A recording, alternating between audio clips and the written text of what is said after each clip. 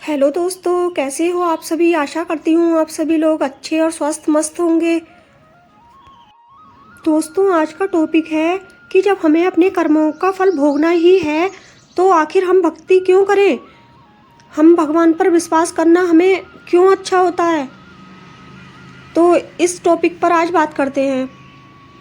मुझे एक बात बताइएगा आप लोग भाई, कि मान लो आप पर एक बहुत बड़े जंगल में फंस गए हो और आसपास कोई है नहीं।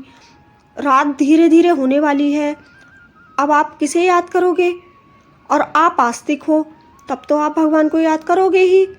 अगर नास्तिक हो तब सिर्फ अपने दम पर आप वहाँ से निकलना चाहोगे।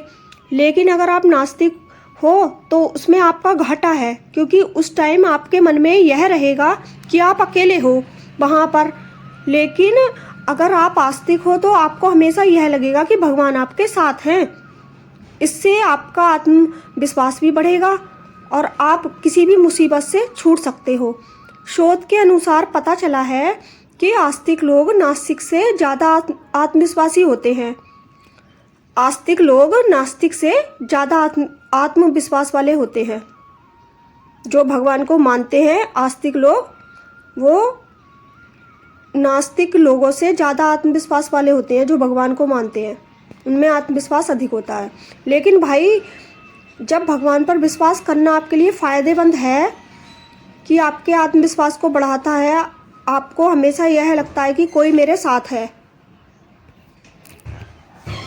भले ही आपने भगवान को देखा हो या ना देखा हो, लेकिन सबसे बड़ा फ़ायदा तो जब ये होता है कि वह है।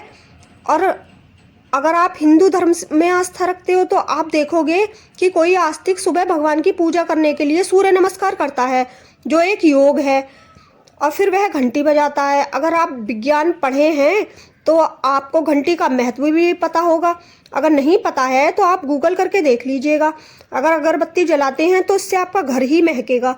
आप हवन करते हैं, आपके आसपास की हवा भी इससे शुद्ध ही होगी और आसपास की हवा शुद्ध हो जाती है।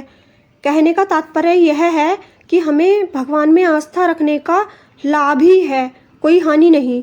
भगवान पर विश्वास करने से हमारे अंदर आत्मबल आता है, जिसके फलस्वरूप व्यक्ति किसी भी परिस्थिति का सामना करने में सक्षम हो जाता है।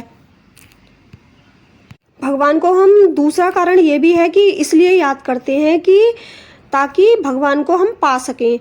एक बार हमने भगवान को पा लिया तो कुछ भी पाना शेष नहीं रह जाता है। हम सभी जिंदगी भर कड़ी मेहनत करते हैं, पर अच्छा मकान, अच्छी नौकरी, अच्छा परिवार बना लेते हैं। बड़ी सुख शांति से जीवन व्यतीत करने के बाद एक समय ऐसा आता है कि हमें यह परिवार और संसार छोड़कर जाना ही होता है। यहाँ तक कि यह हमारा शरीर भी यहीं पर छोड़कर जाना होता है, यह भी साथ नहीं जाता। पत्नी घर के दरवाजे पर खड़ी होकर वहीं से अलविदा कह देती है। सगे संबंधी शमशान तक साथ देने के बाद घर चले जाते हैं। तो फिर साथ में कौन गया। साथ में तो हमारे कर्म और भगवान की भक्ति ही साथ जाती है। भगवान ही हमारा साथ हर जन्म में, हर योनि में देते हैं। अगर हम इस वर को प्राप्त करने की इसी जीवन में कोशिश करते हैं तो फिर हम ईश्वर के पास दिव्य लोक में स्थायी रूप से रहते हैं। यहाँ पर सभी बंधन झूठे हैं, ईश्वर का बंधन ही एक सच्चा बंधन है। इसलिए ईश्वर को याद करने में कोई बुराई नहीं है, फायदा ही फायदा है। हमें भगवान पर विश्वास करना ही चाहिए, क्योंकि जब द्रौपदी का चीरहरण हुआ था तो द्रौपदी दुखी होकर भगवान पर उसका विश्वास कम नहीं हुआ था। आप इसका परिणाम जानते ही हैं। द्रौपदी के चीरहरण पर दुखी द्रौपदी का भगवान के लिए विश्वास खत्म नहीं हुआ, और परिणाम सब आप लोग जानते ही हैं कि क्या हुआ था। वो उन्होंने ही आकर द्रौपदी की चीरहरण में रक्षा की थी। तो हमें भगवान की भक्ति में फ़ायदा ही फ़ायदा है। इसलिए हमें कर्मों के साथ साथ हमें अपनी भगवान की भक्ति भी ज़रूर करनी चाहिए।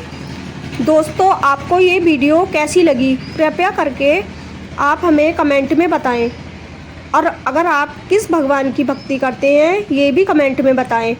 अगर आपको वीडियो अच्छी लगती है तो प्लीज़ इसको लाइक करें। चैनल पर पहली बार आए हो तो आप चैनल को सब्सक्राइब करना ना भूलें। वीडियो पूरी देखने के लिए आपका दिल से शुक्रिया। Thank you.